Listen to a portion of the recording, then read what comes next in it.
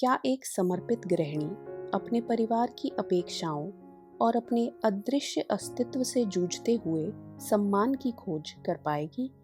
क्या उसकी अनचाही चुनौती उसके जीवन में ऐसा मोड़ लाएगी जिससे परिवार की धारणाएं हिल जाएंगी? आइए देखते हैं। सुजाता की सुबह हर दिन एक ही तरीके से शुरू होती।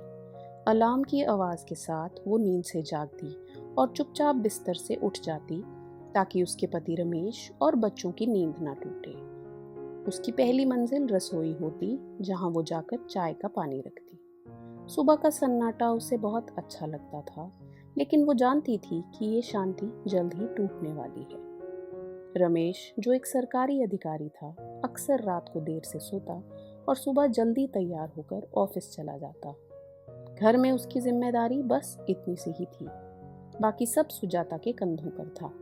घर की सफाई, बच्चों की देखभाल, खाना बनाना और सबकी ज़रूरतों का ख्याल रखना। उसके काम को कभी भी तारीफ नहीं की जाती थी, क्योंकि सबको लगता था कि ये सब काम नहीं बल्कि उसका फर्ज है। सुजाता के ससुराल वाले, खासकर उसके सास ससुर भी ये सोचते थे। वो मानते थे कि एक बहू का फर्ज है घर संभालना और परिवार का ध्यान रखना। अगर कभी सुजाता से कोई गलती हो जाती तो उसे डांट पड़ती, लेकिन अगर सब कुछ सही होता तो कोई भी इस चीज को नहीं सराहता।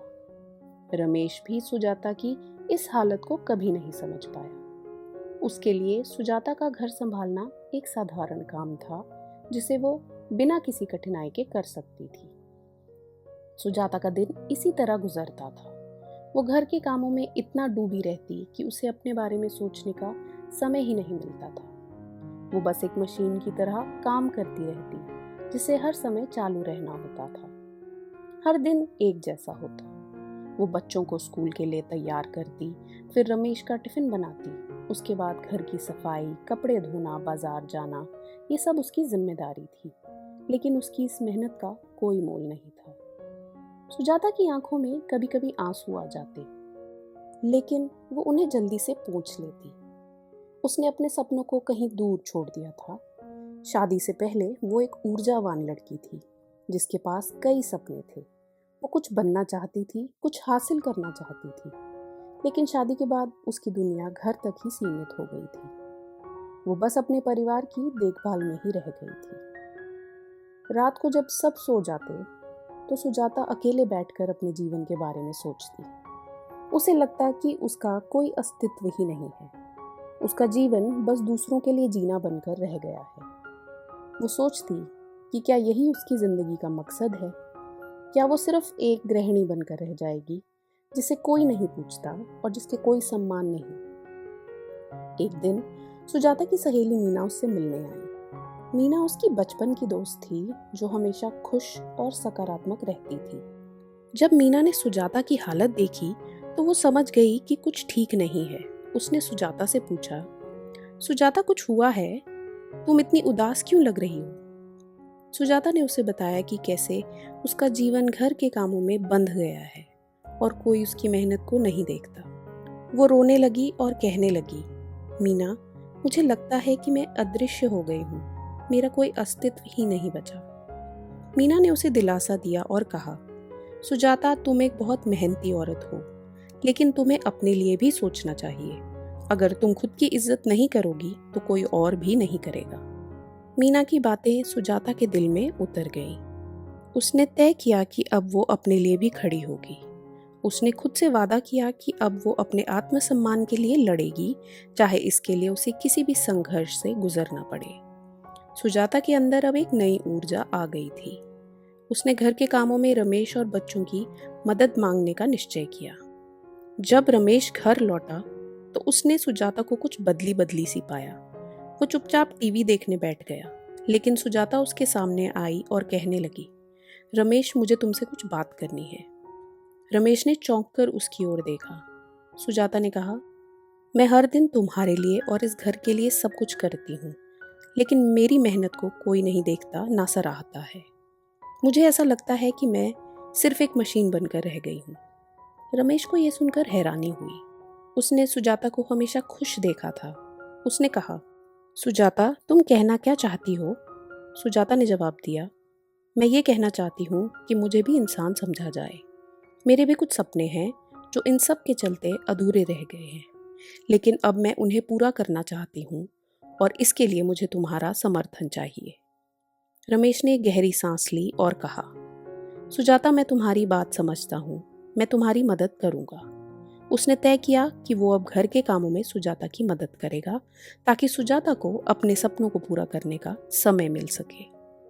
सुजाता के जीवन में अब एक नया मोड़ आ गया था। रमेश के साथ ने उसे आत्मविश्वास दिया और उसने अपने पुराने शौक जैसे लेखन और चित्रकला को फिर से शुरू किया। उसने खुद के लिए समय निकालना शुरू किया और अपनी पहचान बनाने की दिशा में कदम बढ़ाया। रमेश ने भी सुजाता को प्रेरित करते हुए कहा कि वो अपने शौक को पेशे में बदलने की कोशिश करे।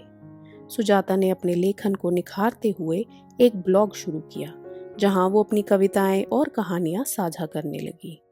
धीरे धीरे लोग उसके लेखन के अंदाज को पसंद करने लगे और उसे सराहने लगे। यह सब उसके लिए नया था, लेकिन उसे बहुत उत्साहित करता था। उसने महसूस किया कि उसके जीवन को एक नई दिशा मिल गई है। लेकिन जब सुजाता ने अपने सपनों की ओर कदम बढ़ाए तो घर में फिर से तनाव बढ़ गए। उसके सास ससुर ने इस बदलाव को नकारात्मक रूप से लिया। वो मानते थे कि सुजाता का काम सिर्फ घर संभालना है और बाकी सब कुछ व्यर्थ है। उन्होंने रमेश पर दबाव डालना शुरू किया कि वो सुजाता को इन सब फजूल की चीज़ों से रोके। रमेश के सामने एक कठिन स्थिति आ गई। एक तरफ उसके माता पिता थे जिनका सम्मान करना उसका कर्तव्य था, और दूसरी तरफ सुजाता जिसकी खुशी और आत्मविश्वास रमेश के लिए महत्वपूर्ण थे। उसने तय किया कि वो सुजाता का साथ देगा, चाहे परिणाम कुछ भी हो। एक दिन रमेश के पिता ने सुजाता से सख्ती से कहा, तुम्हारे ये शौक हमारे घर की शांति बिगाड़ने लगे हैं। अगर तुम घर को संभाल नहीं सकती तो ये सब छोड़ दो। सुजाता ने आत्मविश्वास से उत्तर दिया, बाबूजी, मैंने अपना पूरा जीवन इस घर को संभालने में दिया है। अब समय आ गया है कि मैं अपने लिए भी कुछ करूं। मैं घर को संभालने में कोई कमी नहीं छोड़ूंगी, लेकिन मेरे सपनों को पूरा करने से मुझे कोई नहीं रोक सकता। रमेश ने भी पिता की बातों को शांतिपूर्वक सुना और फिर कहा, पापा, सुजाता जो कह रही है वो सही है। हमने हमेशा उससे उम्मीद की है कि वो हमारे लिए सब कुछ करे, लेकिन अब हमें उसके लिए भी कुछ करना चाहिए। अगर वो खुश रहेगी तभी तो हम खुश रहेंगे। रमेश के इस समर्थन ने सुजाता को और भी सशक्त बना दिया। उसने अपने ब्लॉग पर ध्यान देना शुरू किया और धीरे धीरे उसकी पहचान एक सफल लेखिका के रूप में बन गई। अब लोग उसके लेखन को सराहने लगे थे और उसे कई पुरस्कार भी मिले। उसका परिवार भी उसकी इस सफलता पर गर्व महसूस करने लगा। सुजाता का संघर्ष और उसकी जीत सिर्फ उसके परिवार तक ही सीमित नहीं रही। उसने अन्य गृहिणियों को भी प्रेरित किया और उनके लिए प्रेरणा का स्रोत बनी। उसने साबित कर दिया कि एक गृहिणी का जीवन केवल घर तक सीमित नहीं होता, बल्कि उसके सपनों और इच्छाओं का भी उतना ही महत्व होता है जितना घर के और किसी सदस्य का। रमेश के माता पिता ने अब सुजाता के प्रति अपना व्यवहार बदला। उन्होंने महसूस किया कि एक गृहिणी के काम को नजरअंदाज करना उसके अस्तित्व को नजरअंदाज करने के बराबर है। अब सुजाता सिर्फ एक गृहिणी नहीं थी, बल्कि वो एक नायिका थी जिसने अपने आत्मसम्मान और सपनों के लिए संघर्ष किया और जीत हासिल की। सुजाता ने ये साबित कर दिया कि जब एक औरत अपने अधिकारों और सम्मान के लिए खड़ी होती है तो वो सिर्फ अपने लिए नहीं, बल्कि समाज की उन सभी महिलाओं के लिए खड़ी होती है जो आज भी अदृश्य हैं। सुजाता ने अपने जीवन की अदृश्यता को तोड़कर खुद को एक नायिका के रूप में स्थापित किया। आशा करती हूँ आप लोगों को ये कहानी अच्छी लगी होगी। अगर कहानी पसंद आए तो वीडियो को लाइक और शेयर ज़रूर करें। यदि आपके कोई सुझाव हैं तो प्लीज़ कमेंट बॉक्स में कमेंट करें और हमारा प्रोत्साहन बढ़ाने के लिए हमारे चैनल को सब्सक्राइब करें। धन्यवाद।